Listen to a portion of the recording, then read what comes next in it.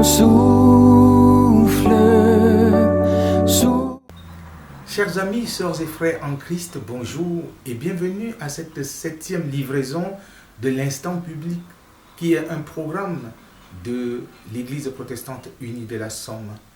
Vous en êtes déjà habitués certainement. Nous sommes à quelques jours de Noël. Aujourd'hui donc, nous vous proposons de lire le texte d'Ésaïe, Ésaïe 9, les versets 1 à 6. Le peuple qui marchait dans les ténèbres a vu une grande lumière sur ceux qui habitaient le pays de l'ombre de la mort. Une lumière a brillé. Tu rends la nation nombreuse, tu augmentes sa joie. Elle se réjouit devant toi. On le fait lors de la moisson, comme on publie au partage du butin.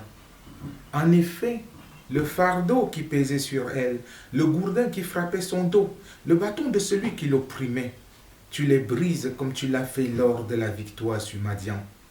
Oui, toutes tes chaussures portées dans la bataille et tout habit roulé dans le sang seront livrés aux flammes pour être réduits en cendres. En effet, un enfant nous est né, un fils nous est donné, et la souveraineté reposera sur son épaule. On l'appellera merveilleux conseiller, Dieu puissant, Père éternel, Prince de la paix. Étendre la souveraineté, donner une paix sans fin au trône de David et à son royaume, l'affermir et le soutenir par le droit et par la justice, dès maintenant et pour toujours. Voilà ce que fera le zèle de l'Éternel, le Maître de l'univers.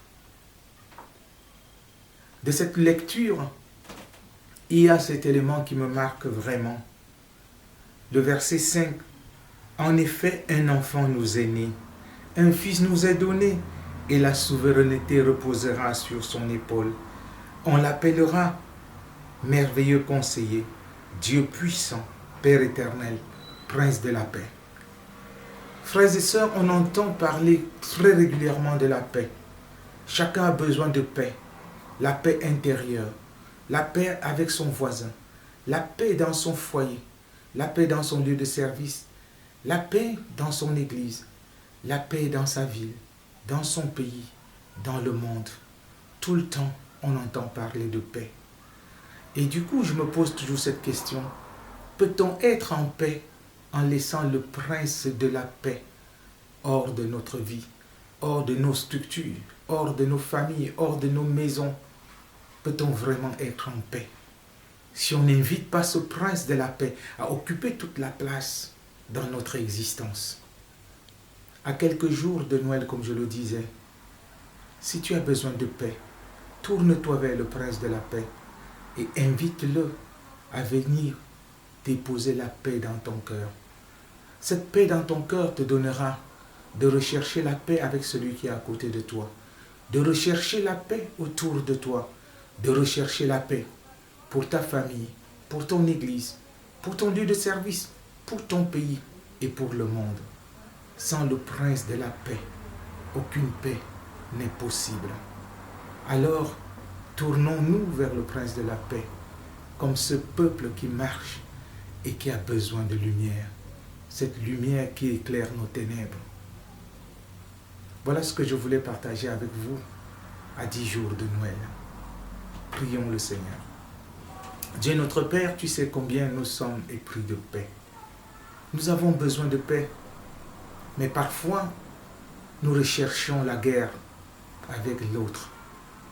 Nous voulons déjà te demander pardon pour toutes les fois où nous avons provoqué la guerre.